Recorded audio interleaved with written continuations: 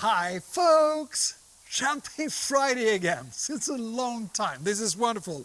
Standing in the spring sun of my own house. Did you know that Piper Heidsieck was actually the first champagne house that I visited? That's true.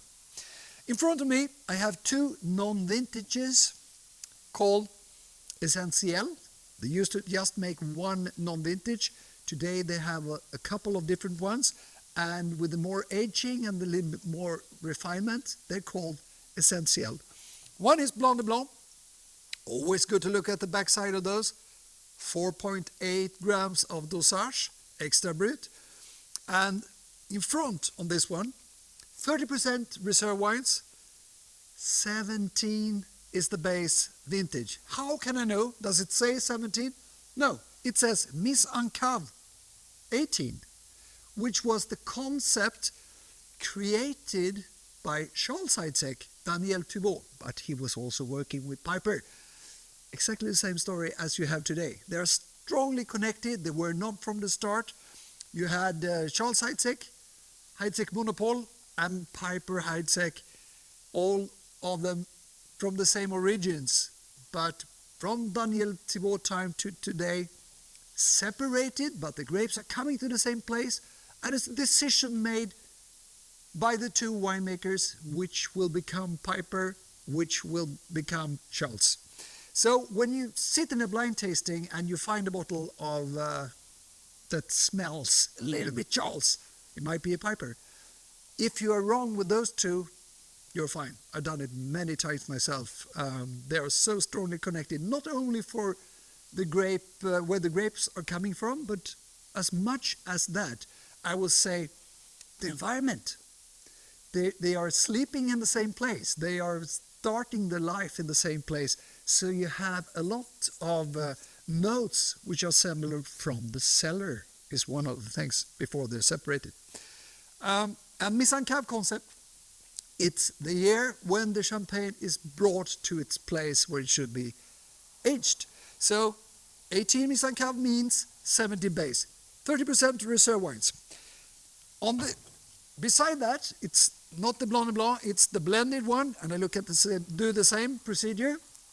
So it says Mise en Cave 19. What is that? Yes, correct. 18 base. Vin de Reserve, almost the same, 27%. Extra Brut, 44 Pinot Noir, 34 Meunier, and 22 Chardonnay. Then the new vintage, 2018, the lovely vintage. Very excited to taste that. The Piper Heidsieck vintage, one of the best buys very often. The price is so low.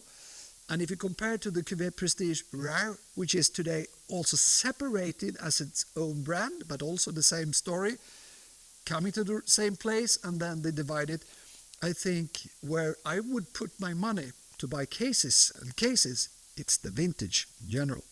So let's taste in this beautiful spring sun together with the different songs from the different birds that just arrived to Sweden.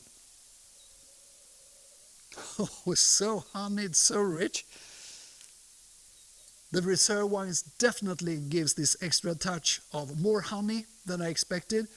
Always in all the Piper Heidsieck champagnes you find a lot of toasted notes.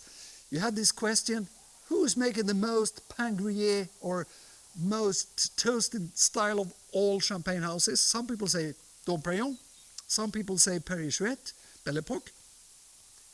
But a lot of people say the different Heidsieck, Charles or Piper. It's up to you, but there's definitely this kind of note. I wait with the tasting before I have sniffed through the entire trio. The blended version, exactly like it should be, much more red fruits, much bigger, not as beautifully flower notes that you had in the other one, slightly less toasted, but still there. And then the vintage, the Great 18. Not as open as I expected, but beautifully constructed.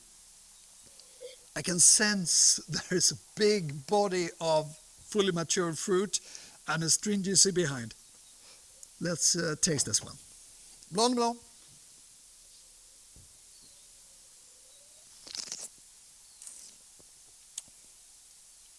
Yeah.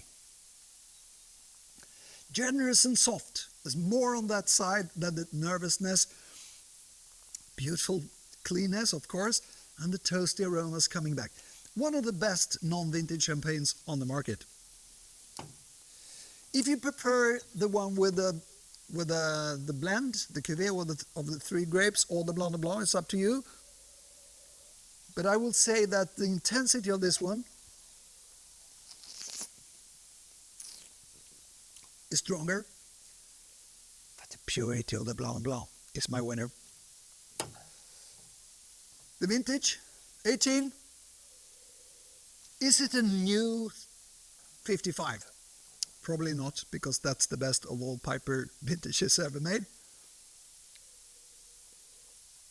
But it's so classic Piper. That's the thing.